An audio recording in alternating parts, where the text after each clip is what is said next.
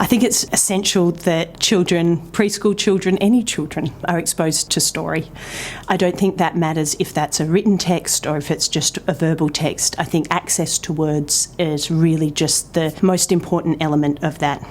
So most of the time, no, he doesn't necessarily have the attention span to sit for an entire dense book, and so we just look at the pictures and talk about what's inside them and what he knows and how I can tell him more so he can know more in the future.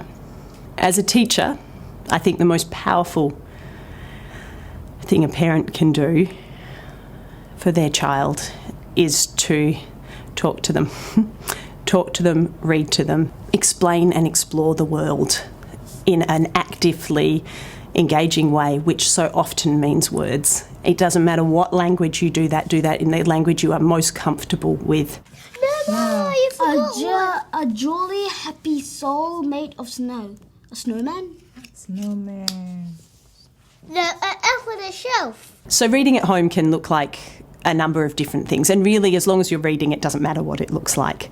But however it looks, if you're doing it, that's great. So if you cannot access the language yourself, don't let that bother you. So for example, if there is a star in the picture, you can say there's a star, and you don't need to say it in English. You can say it in whichever language you know it best. Or even better, where possible, you can say it in both languages, which is something that I don't have the capacity to do. The ideal is that you read with your child every day. That's really hard to do, and we appreciate that. But if you can read a few times a week and make sure you make that time just to sit down, maybe with your 2-year-old, it's for 4 or 5 minutes. Maybe it's longer if they're able to sit for longer. Again, it will depend on the child. And it will depend on your own time.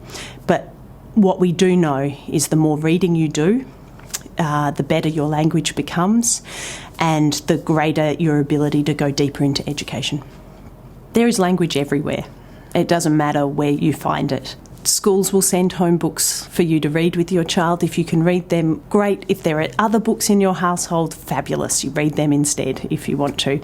Don't forget the library. The library is a fabulous place. It's sometimes a really calm place to go to if your house isn't always the calmest place to be. And you can borrow them or you can just leave them there. It's really just about sharing that language. Point to the tree, point to the red car. Talk about why you're staying safe crossing the road. All of those things will build your child's capacity to access language.